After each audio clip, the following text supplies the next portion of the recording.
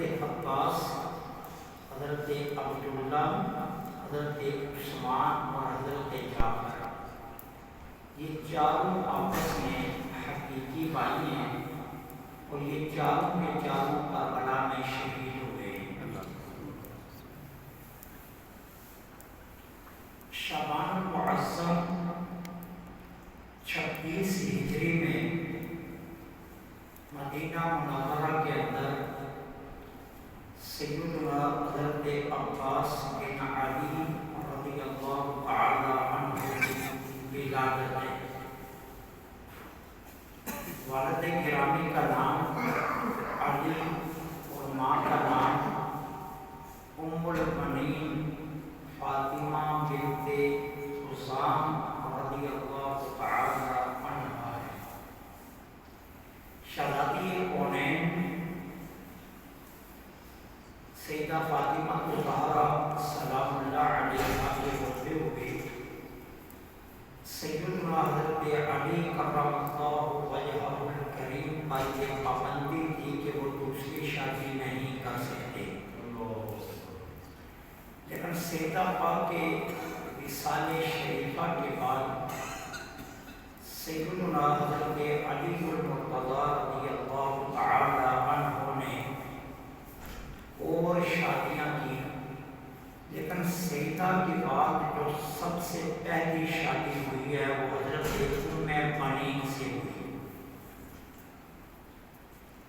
اس شادی کا سبب یہ تھا کہ جب شہزادی کونین سیدہ فاطمہ الزہرا سلام اللہ علیہا کا وصال ہوا تو حسنین کریمین ابھی چھوٹے تھے۔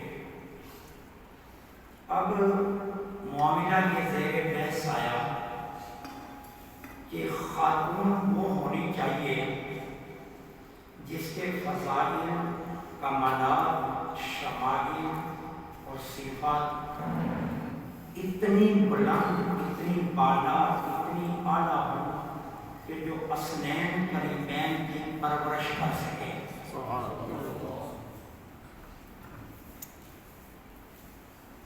سارے عالم میں نظر دوڑائیے تو حضرت ام البنین کا جو خاندان تھا یہ پورے عرب میں بہادری میں، شجاعت میں، سخت شکنی میں، شیر افغانی میں اور جود و سخا میں اپنی مثال آپ تھا۔ لہذا یہ فیصلہ کیا تھا کہ حضرت ام المنین کا رشتہ علی المرتضیٰ رضی اللہ تعالی عنہ کے لیے طلب کیا جائے۔ رشتے کا مطالبہ خاندان سے ہوا، بات طے ہو گئی۔ سیدنا حضرت علی المرتضیٰ رضی اللہ تعالی عنہ کے ساتھ حضرت ام منین کی شادی ہو گئی۔ جو توقعات وابستہ تھی، جو خیالات اور تصورات قائم کیے گئے تھے اور جو سوچیں اور جو فکریں حضرت ام منین کے ساتھ رکھی گئی تھی، حضرت ام منین اس سے کئی گنا زیادہ بہتر ثابت ہوئی۔ سبحان اللہ۔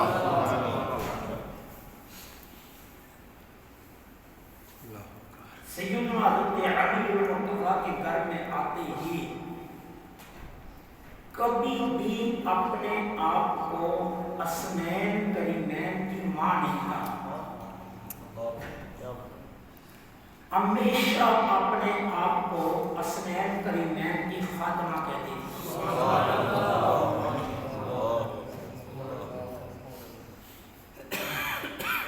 اور پرورش کے ساتھ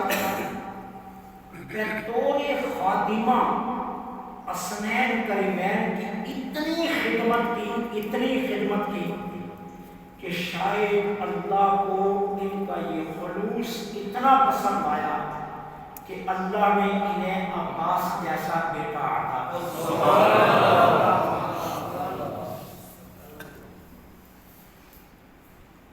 حضرت عباس کی ولادت ہوئی شعبان المعظم کا مہینہ،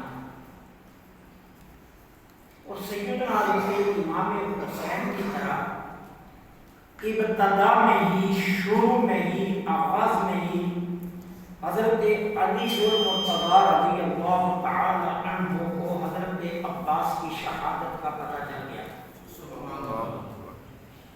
حضرت عباس ابھی صرف 6 ماہ کے تھے۔ ایک رات سیدنا علی المرتضیٰ رضی اللہ تعالی عنہ نے خواب دیکھا کہ انہیں ایک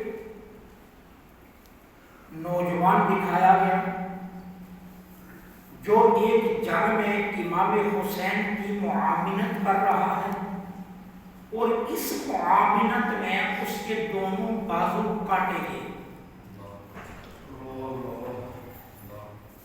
حضرت علی المرتضیٰ نماز فجر پڑھ کر گھر تشریف لائے۔ حضرت ام بنین سے کہا بیٹا کدھر ہے؟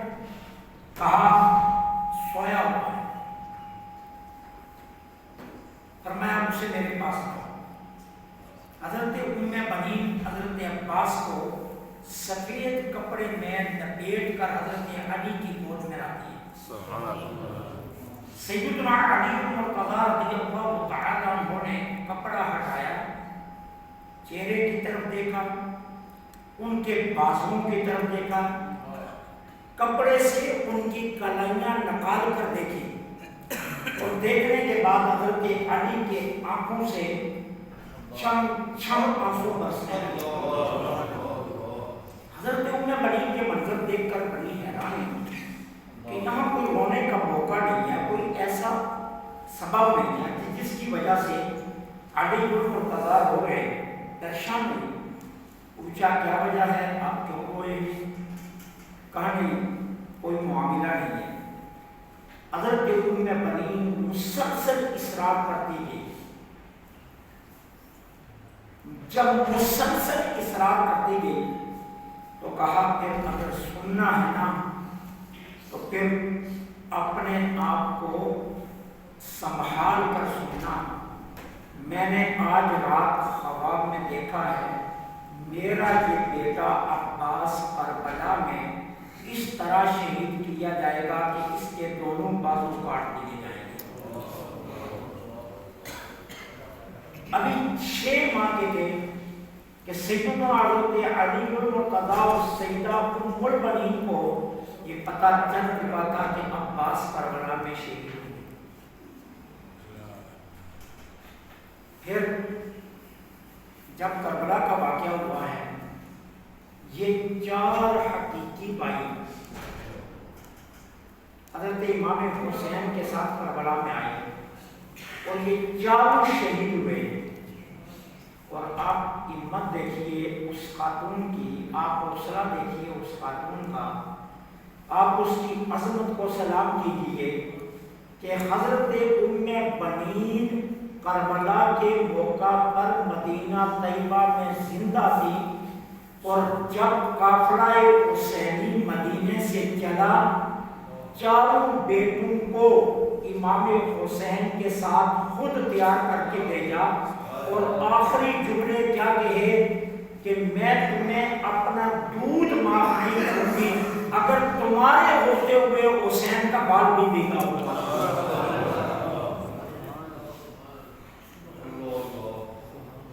اور یاد رکھنا اگر حسین کربلا میں شہید ہوا تو زندہ پلٹ کر میری طرف مت نہ آنا، حسین پر شہید ہو جانا۔ کتنا حوصلہ تھا اس ماں کا، کتنی ہمت اور کتنا صبر تھا اس ماں کا، جو 4 جوان بیٹے ایک ہی بار خود تیار کر کے بھیج رہی ہے، اور ساتھ یہ کہہ رہی ہے کہ حسین کے نہ ہوتے ہوئے تم بھی نہ ہونا، اور حسین کے ہوتے ہوئے تمہیں زندہ رہنے کا حق ہے۔ حضرت عباس علمدار، ان کی 2 کنیتیں بہت مشہور ہیں، ابو الفضل اور ابو القرابہ، یہ 2 کنیتیں ان کی مشہور ہیں۔ القابات ان کے بہت سارے ہیں، ایک ان کا لقب ہے باب الحوائج، کہ حضرت عباس کو اللہ جل سبحانہ و تعالی نے یہ کمال و اعزاز عطا کیا تھا کہ جب یہ مدینہ طیبہ میں زندہ تھے نا، اگر پورے مدینے میں کسی کی دعا قبول نہیں ہوتی تھی، عباس علمدار کے دروازے پر کھڑے ہو کر اگر دعا مانگتا تھا تو وہ دعا قبول ہوتا تھا۔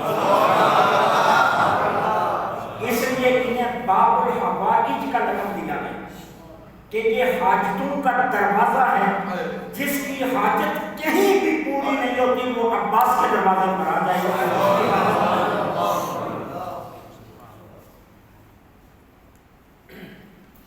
ایک ان کا لقب علمدار ہے،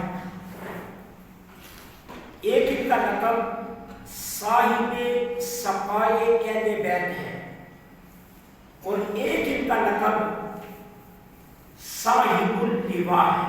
یہ سارے القابات حضرت عباس علمدار ہیں۔ 14 برس ان کی تربیت سیدنا علی المرتضی رضی اللہ تعالی عنہ نے خود فرمائی۔ اچھا کمال دیکھیے، جب یہ بولنے لگے نا، جب ان کی زبان پر الفاظ آنے لگے تو ایک دن سیدہ زینب سلام اللہ علیہ علی المرتضی رضی اللہ تعالی عنہ کے پاس بیٹھی ہوئی تھی، تو حضرت علی المرتضی نے حضرت عباس کو اٹھایا ہوا تھا، تو اب پہلا سبق حضرت علی حضرت عباس کو پڑھا رہے ہیں۔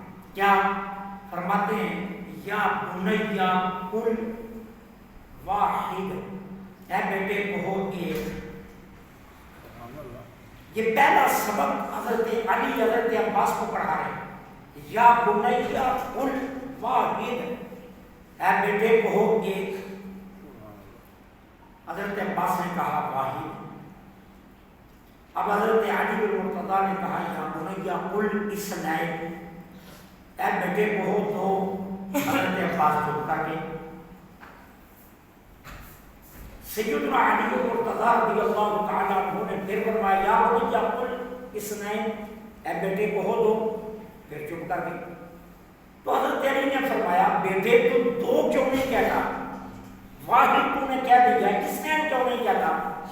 اب دیکھنا پہلے دن سبق پڑھنے لگے جواب کیا دے رہے ہیں؟ کہتے استحیی ان اقول باللسان الذی قلت واحد اثنین، ابا جان مجھے حیا آتی ہے جس زبان سے ایک کہا ہے اس سے دو کو۔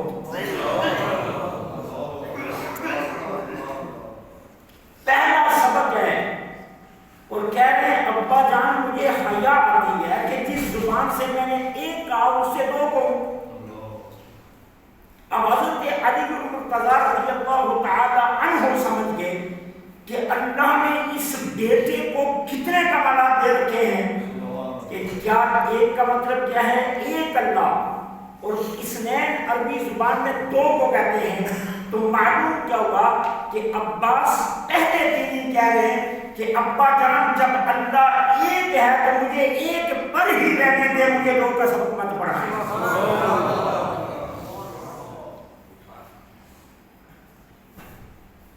14 برس سیدنا حضرت علی المرتضی نے کی تربیت فرمائی۔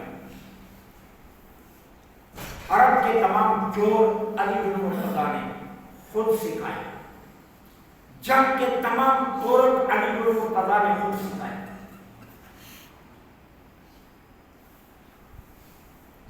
اور وفات تو جب تک تاریخ کا فرق الٹتے ہوئے لفظ واو فا اور الف کو عباس سے نہ جوڑا جائے وفات تو سمجھ ہی نہیں آتی۔ سبحان اللہ۔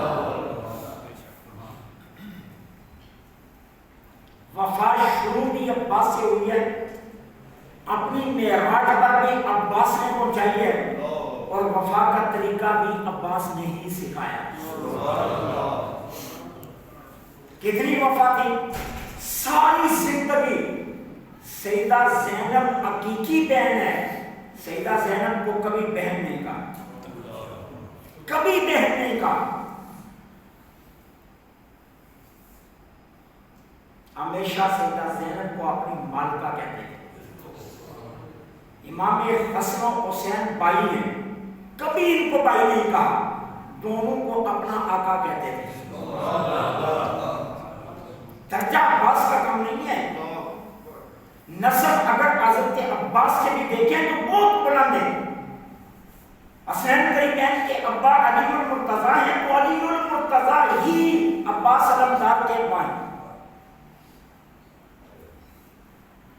سرکار دو عالم صلی اللہ علیہ وسلم نے اپنے تمام علوم کا وارث علی کو قرار دیا. اور علی المرتضیٰ کا دعویٰ کیا ہے؟ پورے قرآن کے علوم سورہ فاتحہ میں ہیں، اور سورہ فاتحہ کے سارے علوم تسمیہ میں ہیں، اور تسمیہ کے سارے علوم تسمیہ کی با میں ہیں. اور علی کہتے ہیں کہ با جو نقطہ ہے وہ میں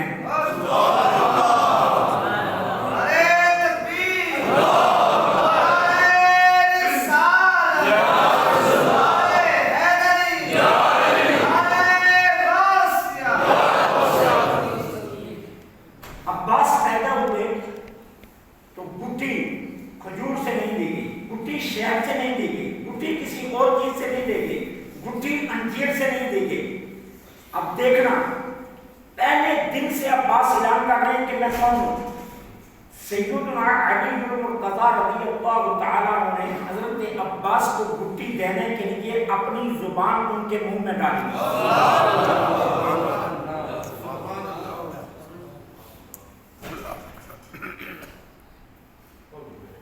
پہلے دن کا بچہ کیا تصور کر سکتے ہیں، کیا سوچ رکھتا ہے، کیا فکر رکھتا ہے، کیا اس کے پاس علوم ہے.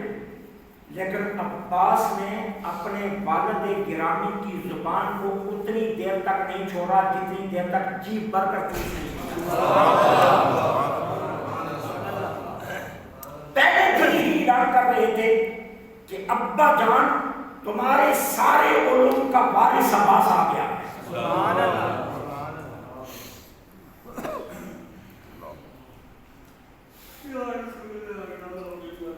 اور صرف حضرت عباس یہ نہیں ہے کہ بہادر تھے، وفادار تھے، شجاعت کے مالک تھے، علم میں بھی ان کا بڑا مقام ہے. اہل بیت کے جو اکابر فقہا ہیں، اکابر فقہا میں حضرت عباس کا نام سر فہرست آتا ہے.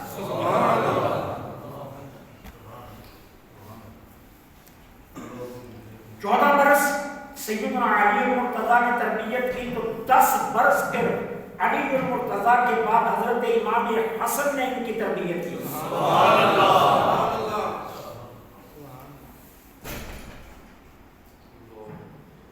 اب علی المرتضیٰ رضی اللہ تعالیٰ نے اپنے تمام فنون و کمالات عباس کو عطا کیے تو امام حسن نے بھی اپنے تمام فنون و کمالات حضرت عباس کو عطا کیے. خوبصورت کتنے تھے، ان کو قمر بنی ہاشم کہا جاتا ہے، ہاشمی خاندان کا چاند. علامہ ابن کثیر نے البدایہ والنہایہ میں لکھا ہے، اور بہت ساری معتبر کتابوں میں، تاریخ الخلفاء کے اندر بھی ہے، دیگر کتب میں بھی ہے، شہزادہ علی اکبر اور حضرت عباس جب کبھی مدینے کی گلیوں میں نکلتے تھے سارا مدینہ امڑ کر چھتوں پر چڑھ کر ان کے چہروں کو دیکھا.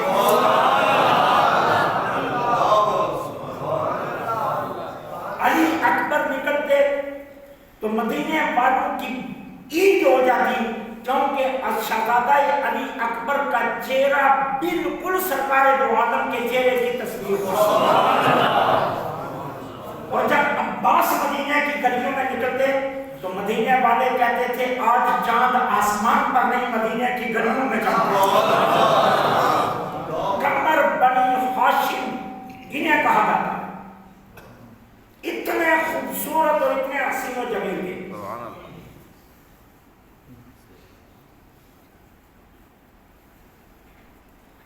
سیدہ زینب سلام اللہ علیہا جب کبھی بھی مصطفیٰ جان رحمت پہلاکو سلام صلی اللہ علیہ وسلم کے روضہ انور پر حاضری کے لیے اپنے گھر سے نکلتی تو یہ رات کو تشریف لایا کرتی تھی سیدہ زینب. تو اب انداز کیا ہوتا تھا؟ دائیں طرف امام حسن چلتے، بائیں طرف امام حسین چلتے اور پیچھے حضرت عباس چلا کرتے. اس شان سے بہن کو حضور کے نانا جان کے روضہ پر حاضری کے لیے لایا کرتے.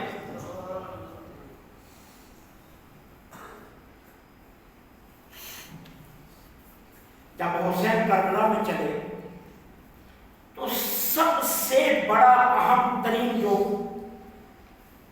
جنگ کے اندر ہوتا ہے وہ یہ ہوتا ہے کہ علم کس کو دیا جائے، جھنڈا کس کو دیا جائے. کسی بھی فوج کا جھنڈا جتنی دیر تک لہراتا رہتا ہے اتنی دیر تک فوج کو اپنے فتوحات پر یقین رہتا ہے. اور جب جھنڈا سرابو ہو جائے تو جتنے لوگ اس فوج میں شامل ہوتے ہیں ان کے دل ڈول جاتے ہیں. اب امام حسین نے اپنے پورے لشکر پر نظر دوڑائی. علم حسینی کو اگر کسی شخص کے ہاں حسین نے سمجھا کہ یہاں میرا جھنڈا سر بلند رہ سکتا ہے تو وہ حسین کی نظر عباس پر پڑی. کیا پورے لشکر کا کوئی شخص میرے علم کو سلامت رکھ سکتا ہے تو وہ عباس ہے. اور پھر جھنڈا حضرت عباس کو دیا.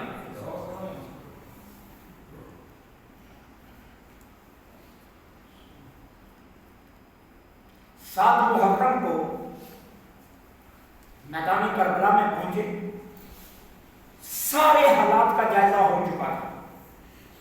فرات پر پیرا لگ چکا تھا، پانی بند کیا جا چکا تھا، اشیاء کی افواج سب بندی کر چکی تھی. یزیدی اپنے ناپاک اور منظوم عزائم کا اظہار کر چکے تھے. اب 9 اور 10 کی رات امام حسین نے سب کو جمع کیا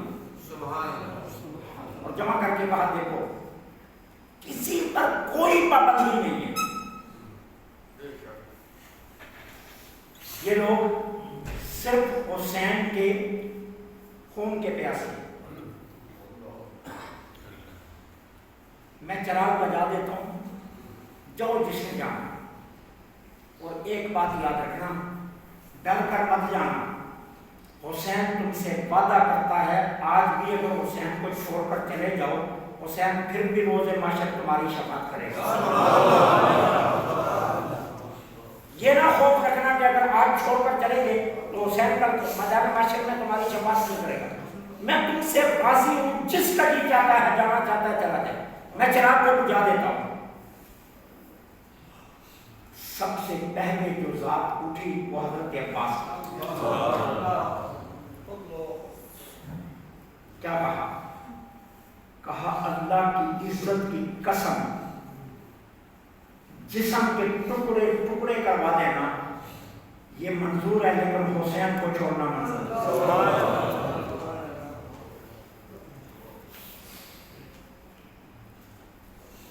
آج ہم بھی بھائی ہیں، ہمارے بھی بھائی. ہم اپنے بھائیوں سے کتنی وفا کرتے ہیں. آج ہمارا اپنے بھائیوں سے ساتھ کتنا پیار ہے. آپ کا کیا خیال ہے؟ عباس حسین کو بھائی سمجھ کر کے سارا کچھ یقین دلا دے؟ نہیں. عباس نے ساری زندگی حسین کو آقا کہا ہے اور آقا ہی مانا ہے اور آقا کی وصیت سے ہی ان کو تسلیم کر کے خود کو ایک نوکر خادم حسین کی حیثیت سے بنوایا. حالانکہ بھائی ہیں لیکن اس کے باوجود وہ سمجھتے تھے حسین کا بھائی ہونا میرے لیے اتنا بڑا اعزاز نہیں جتنا حسین کا نوکر ہونا میرے لیے. یہ چیز عباس نے سکھائی. عباس نے سکھائی ہے کہ حسین کا بھائی ہونا میرے لیے اتنا اعزاز نہیں ہے جتنا حسین کا نوکر ہونا میرے لیے اعزاز ہے۔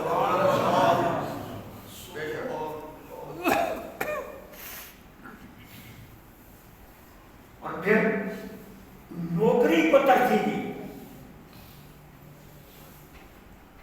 جب حضرت عباس نے یہ جملے کہے تو اب حضرت امام حسین رضی اللہ تعالی عنہ نے جواباً کیا کہا، اب مجھے یقین ہے کہ اگر کربلا میں ہم سارے شہید بھی کر دیے جائیں نا، لیکن ہمارا تذکرہ کائنات سے نہیں ملے گا۔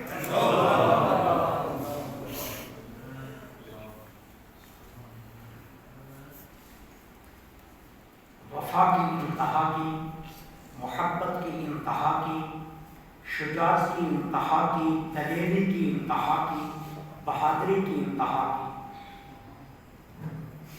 اور شاید علی بن مرتضیٰ اور ام البنین نے عباس کو تیار ہی انہی مقاصد کے لیے کیا، پرورش ہی اسی میچ پر کی۔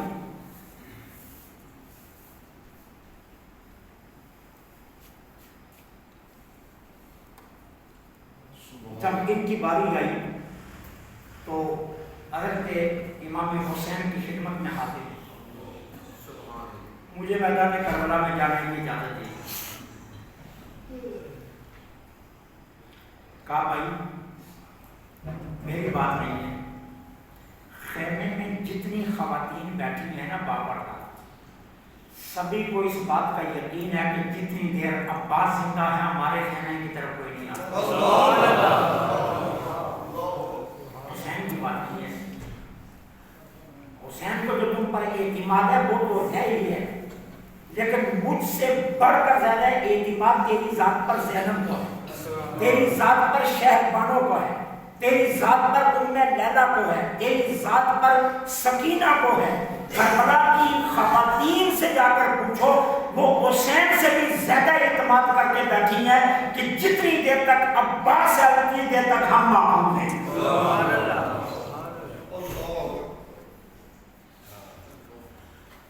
اب حسین کی بارگاہ سے خیموں کی طرف چلے، خیموں کی طرف اگر خیموں کے قریب گئے تھے تو اندر سے العطش العطش کی آوازیں بلند ہوئی، پیاس پیاس پیاس۔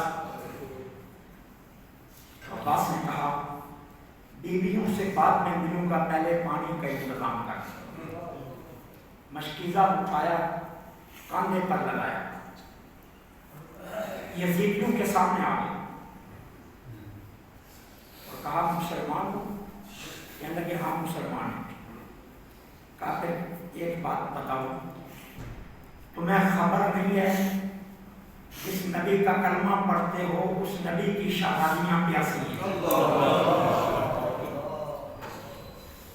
اپنے آپ پانی دے دو، شاید قیامت کے دن ساقی کوثر سے تمہیں پانی مل جائے، اور اگر اپنے آپ نہیں دو گے تو سامنے علی کا لال کھڑا ہے یہ لے ہی دے گا،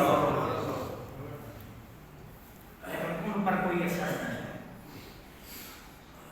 عباس فرات کی طرف چلے، 4000 کا پہرا نہر فرات کا تھا، 2000 ان کے آگے کھڑے تھے کہ کوئی فرات کی طرف جا نہ سکے۔ علی کا یہ لال کتنا مشہور تھا اپنی شجاعت میں، اپنی بہادری میں، اپنی دلیری میں۔ جب یہ بڑھنے لگا تو جو سامنے آتا وہ زندہ نہ رہتا۔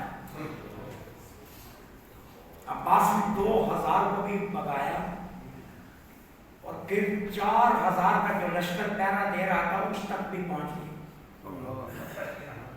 جب اس 4000 کے لشکر تک پہنچے تو عمر بن سعد کا فوج کو حکم آیا، ایک بات یاد رکھنا، اگر عباس پانی لے کر خیموں میں چلا گیا اور صرف عباس نے پانی پی لیا تو تم میں سے کوئی زندہ نہیں جائے گا، پھر حسین تک نہیں پہنچ سکے گا، حسین کے شہادت تک نہیں کوئی پہنچ سکے گا، پھر تم سب کے لیے اکیلا عباس ہی کافی ہوگا۔ اس لیے کچھ بھی ہو جائے عباس کو پانی تک نہ جانے دینا ہے نہ پانی پینے دینا ہے۔ اس کا مطلب کیا ہے کہ عرب کا بچہ جانتا تھا کہ علی کی شجاعت کا اگر اب کوئی وارث ہے تو وہ صرف عباس ہے، علی کی بہادری اور دلیری کا اگر کوئی وارث ہے تو وہ عباس ہے۔ یہ عرب کا بچہ جانتا تھا۔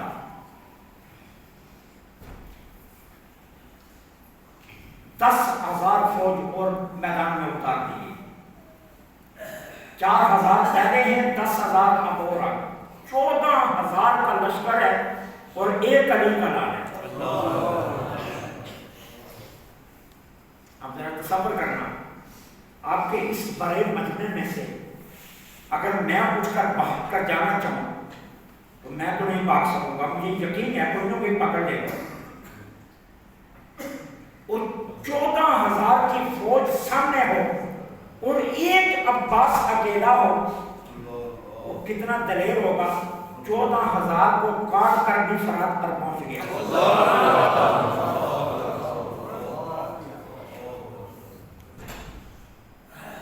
14,000 سے بھی نکل کر فرات پر پہنچ گئے اور اپنا گھوڑا فرات میں اتار دیا۔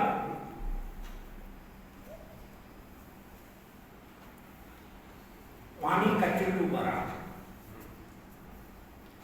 کہا پہلے پانی پی لوں، اس کا فائدہ یہ ہوگا کہ میرے پانی پینے سے میں تازہ دم ہو جاؤں گا اور میرے لیے واپسی آسان ہو جائے گی۔ لیکن پھر خیال آیا، عباس دنیا تجھے وفادار مانتی ہے اور آج اگر تو پانی پی لے اور حسین کی بہن نہ پیے، تو پانی پی لے اور حسین کی بیٹی سکینہ نہ پیے، تو پہلے پانی پی لے اور حسین ابھی نہ پانی پیے، تو پھر یہ تیری وفا پر ضرب آئے، وہ بڑا چلو پانی کا پھینک دی۔ مشق بری پانی سے دائیں کاندھے پر لگائی اور واپسی کا راستہ ہے۔ فوج یزید میں کھلبلی مچ گئی، یہ مشق خیموں تک پہنچ گئی تو پھر حسین تک کوئی نہیں پہنچ سکے۔ ہر حال میں اس مشق کا پانی خیمے میں نہیں جانا چاہیے۔ ساری یزید کی فوج سارے آئین اور اصول توڑ کر، جنگ کے سارے ضابطے توڑ کر ایک عباس کو روکنے کے لیے میدان میں آ گئے۔ یہ کیا تھا کہ ایک شخص کو روکنے کے لیے یزید کی ساری فوج میدان میں آ گئی۔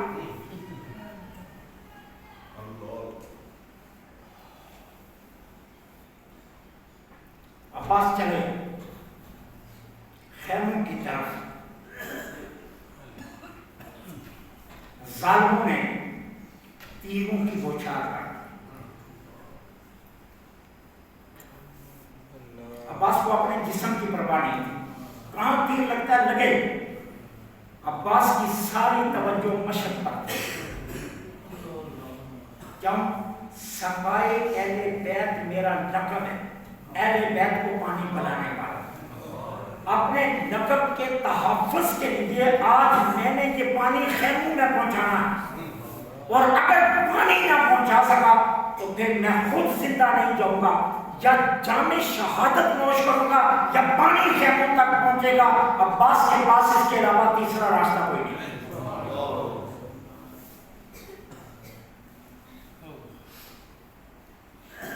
کتنے تیر مارے، کتنے نیزے لگے، یہ تو اپنی جگہ ہے۔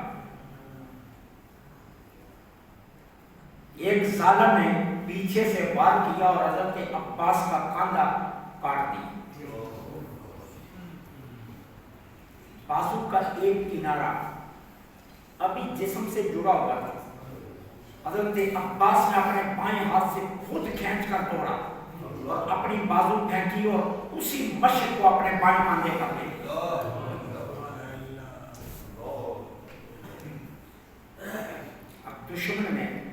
پھر کل بڑی مچی کہ جس مشق کو ہم توڑنا چاہتے ہیں وہ مشق تو پھر سلامت ہے. اب دشمن نے پھر وار کیا اور حضرت عباس کا بایاں کاندھا بھی کاٹ دیا. مشرق کا وہ تسمہ جس سے مشرق کا منہ باندھا جاتا ہے، عباس نے وہ تسمہ منہ میں لے لیا اور مشرق کو اپنی گود میں رکھ لیا اور خود مشرق پر جھک گئے تاکہ سارے تیر سارے نیزے عباس کو لگے لیکن مشرق کو کچھ نہ ہو. لیکن ظالموں نے مشرق کے نشانے لے کر اب کہا عباس کا مقابلہ تو مشکل ہے، پہلے پانی کو ختم کیا ہے. مشرق کو اتنے تیر مارے کہ جگہ جگہ سوراخ ہو کر پانی سارا نکل گیا. خیموں کی طرف منہ کر کے کیا کہا، سکینہ نانا کے صدقے معاف کر دینا، میں تجھے پانی نہیں دے سکتا. زینب مجھے معاف کرنا، میں پانی نہیں لا سکتا، تاکہ کل قیامت کے دن میرے اوپر یہ لفظ نہ آئے کہ عباس پانی لینے گیا تھا اور پانی لایا نہیں. دونوں بازو کٹ گئے ہیں لیکن یزیدی فوج اب بھی ڈرتی ہے عباس سے کہ دونوں بازو کے بغیر بھی عباس ہمارا مقابلہ کر سکتا ہے. قریب آنے کی ضرورت نہیں کر رہا، دور سے نیزے، دور سے تیر برسا ہے. عباس زخموں سے اتنے قائل ہوئے، خون اتنا بہہ چکا تھا، نقاہت اتنی جسم پر آ چکی تھی، گھوڑے کی زین سے نیچے آ ایک ہی آواز لگائی، یا اخا ادرکنی، اے حسین مجھے تھام. یہ آواز خیموں تک گئی تو امام حسین بھاگے ہوئے کربلا کے میدان میں آئے. آ کر بھائی کو دیکھا، جسم کا کوئی حصہ ایسا نہیں تھا جس پر تیر نہیں لگے ہوئے. ایک آنکھ سے 5 تیر حسین نے تو اپنے ہاتھ سے نکالے.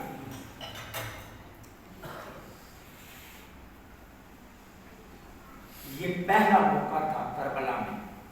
علی اکبر جوان کی لاش کو اٹھا کر خیمے میں لائے تھے اور یہ حسین کا 23 برس کا نوجوان بیٹا تھا جس کی پورا جسم شبیہ مصطفیٰ تھا. حسین نے اس وقت بھی کچھ نہیں کہا. اور محمد کی لاشیں بھی اٹھائی، حسین نے کچھ نہیں کہا. اولاد عقیل و اولاد مسلم کی لاشیں بھی حسین نے اٹھائی تھی، کچھ نہیں کہا. جب حضرت عباس کے لاشیں کے پاس آئی کہا الآن ان کا سر،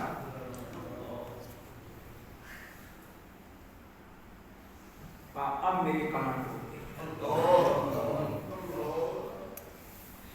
کہا اب میری کمر ٹوٹ گئی. کیا مطلب تھا؟ جس کی وفوں پر یقین تھا وہ اب چلا گیا. جس کے ہوتے ہوئے میں اپنے آپ کو آقا محسوس کرتا تھا وہ چلا گیا. جس کے ہوتے ہوئے زینب اپنے آپ کو محفوظ سمجھتی تھی وہ چلا گیا. سکینہ کو جس کی وفا پر اعتماد تھا وہ چلا گیا. شہربانوں کو جس کی وفا پر یقین تھا وہ چلا گیا. اور حسین کو اپنے علم کے سر بلند رہنے کا جس کی ذات سے یقین تھا وہ ذات چلے گیا. کہتے ہیں حسین جب حضرت عباس کی آواز پر کربلا کی طرف گئے تو دوڑتے ہوئے گئے اور یہ پہلا موقع تھا کہ کربلا سے حسین اپنے دونوں ہاتھ کمر پر رکھ کر جھکی کمر کے ساتھ روتے ہوئے لوٹے اور خیمے کے دروازے پر کھڑے ہو کر حسین زندگی میں پہلی بار اونچی آواز سے روئے تھے. یہ پہلا موقع تھا کہ حسین کی رونے کی آواز خیموں کے اندر گئی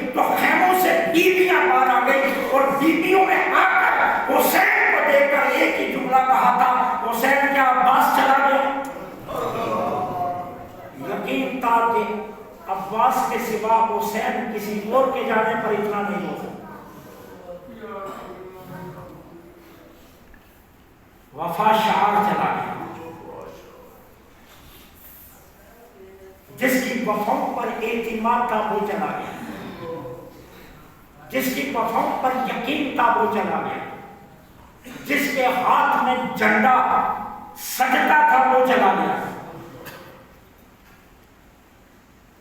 جو بنی ہاشم کا کمر تھا وہ چلا گیا۔ اور حسین جس پر یقین کر کے خواتین کو ساتھ لایا تھا کہ اگر حسین شہید ہو گیا تو حسین کو یقین ہے عباس باغ حفاظت کی بیویوں کو مدینے لے آئے گا، وہ حفاظت کی دیوار آج چلے گی۔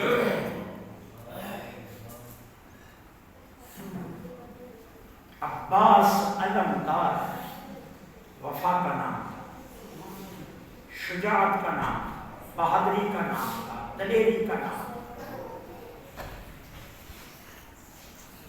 آخری نمبر،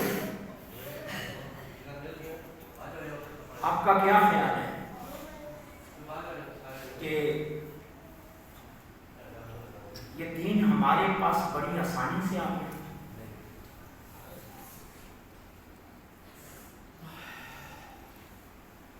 کہ ہم مسلمانوں کے گھر میں پیدا ہوئے، ہمارا باپ مولوی کو لے آیا، اس نے ہمارے کان میں اذان دے دی، ہم نے جب ہوش سنبھالا تو ہمارا باپ ایک اللہ کو مانتا تھا، ہم نے ایک اللہ کو مانتا، ہماری ماں رب کا نام لیتی تھی، ہم نے شروع کر دی، پھر ہمارے محلے میں مسجد بنی، اذانیں شروع ہوئی، ہم کبھی تبرک لینے، کبھی 11ویں کی مٹھائی لینے مسجد میں آنا شروع ہو گئے، اور ہم نے اپنے آپ کو مسلمان کہنا شروع کر دیا۔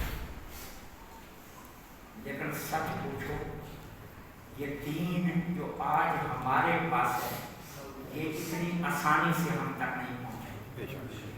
اس کو پہنچانے میں حسین نے پتھر خون دیے، حسین نے بڑی محنت سے اس کو بچایا، حسین نے اپنا سب کچھ قربان کر کے اس کو بچایا۔ وہ واسف علی واسف کا جملہ بڑا خوبصورت جملہ ہے۔ واسف علی واسف صاحب سے کسی نے پوچھا تھا آپ شیعہ ہو، بریلوی ہو، سنی ہو یا وہابی ہو یا دیوبندی ہو؟ واسف علی واسف ہنس پڑے، کہا کربلا کے بعد صرف 2 ہی فرقے رہ گئے۔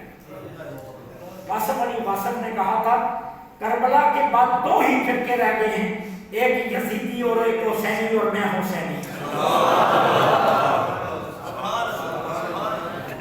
واسف علی واسف نے کہا تھا کربلا کے بعد کوئی سنی، شیعہ، وہابی، دیوبندی نہیں رہ گئے، کربلا کے بعد تو 2 ہی فرقے رہ گئے ہیں، ایک حسینی اور ایک یزیدی، اور میں حسینی۔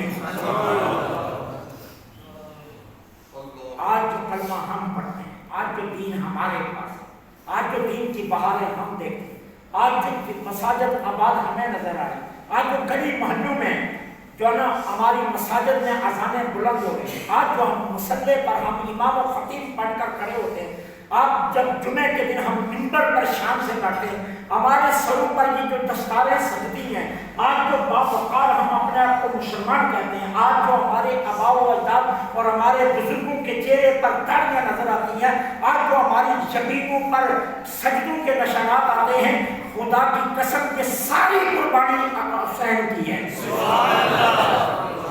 اگر کربلا میں حسین نے یہ سب کچھ نہ کیا ہوتا تو آج ہم شاید مسلمان ہوں، آج شاید دین ہمارے پاس نہ ہو، آج دنیا میں یزیدیت ہوتی، آج ساری دنیا یزیدیت سے بنی ہوتی، لیکن حسین نے سب کچھ لٹایا، اور لٹا کر ایک بات بتا دی کہ سب کچھ قربان کر کے، عباس جیسا بھی قربان کر کے، اگر دانانے کا دین بچتا ہو تو حسین کے لیے یہ سودا مہنگا نہیں، یہ سودا سستا۔ اس لیے اس کی قدر کرو۔ میرے اللہ کو پتا تھا، میرے اللہ کو سب معلوم تھا کہ دین کس نے بچانا ہے، اسی لیے تو اس نے برسوں پہلے صدیوں پہلے نماز میں سرکار دو عالم کے ساتھ آل محمد پر درود رکھا. کیوں درود رکھا آل محمد؟ سبحان اللہ.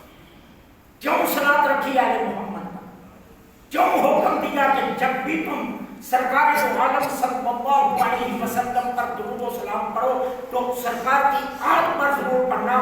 کیوں کہ یہ پتا تھا اللہ کو کہ دین حسین نے ہی بچانا ہے اور دین حسین کے صدقے ہی زندہ رہنا ہے اور حسین کی قربانیوں کی بدولت قیامت تک دین چلنا ہے. اس لیے اللہ نے نماز کے اندر بھی ہر جگہ پر حسین پر صلاۃ آل نبی پر صلاۃ رکھ دی تاکہ تمہیں احساس رہے کہ آج اگر تم مسلمان ہو تو یاد رکھنا اس میں سب سے بڑا حصہ حسین کا ہے کہ جس کی بدولت تم مسلمان. ہمیں اہل بیت نبی کا ممنون احسان رہنا چاہیے. ہمارے سر ہمیشہ ان کے سامنے سر نبو رہے. ہمیں ان کا احسان مند رہنا چاہیے. آج ساری عزتیں ان کی بدولت ہے. آج ہمارے سارے فخر یہ کربلا کی طرف جاتے ہیں. آج ہماری عزت کے سارے سیرے حسین کی طرف جاتے ہیں. اگر عباس وفا نہ کرتے, اگر عباس شجاعت نہ دکھاتے, اگر عباس میدان کربلا میں اپنے بھائی اور آقا حسین کا ساتھ نہ دیتے تو آج شاید ہم بھی مسلمان نہ ہوتے. آج ہماری مسلمانی مرہون منت ہے حسین اور عباس کی. اس لیے وہ ہمارے محسن ہیں, وہ ہمارے مربی ہیں, وہ ہمارے وہ آقا ہیں کہ ہم ساری زندگی بھی ان کے احسان کا بدلہ چکانے کی کوشش کریں تو نہیں چکا سکتے. اس لیے میرے آقا نے فرمایا مجھ پر کبھی بھی تبرہ درود مت پڑھنا. صحابہ نے پوچھا تھا حضور تبرہ درود کیا ہے؟ فرمایا کبھی بھی مت یہ کہنا اللہم صلی علی محمد اور چپ نہ کر جانا.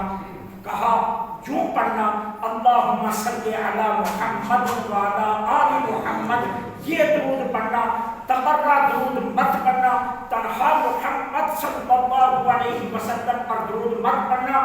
میری آل پر درود پڑھ کے درود کو کامل کرنا, ورنہ تمہارا درود تبرہ رہے گا اگر میری آل کو چھوڑ دو گے. کیوں کہ تمہیں احساس رہے کہ اگر تمہارے پاس کچھ بھی ہے تو وہ حسین کے صدقے سے, وہ عباس کے صدقے سے.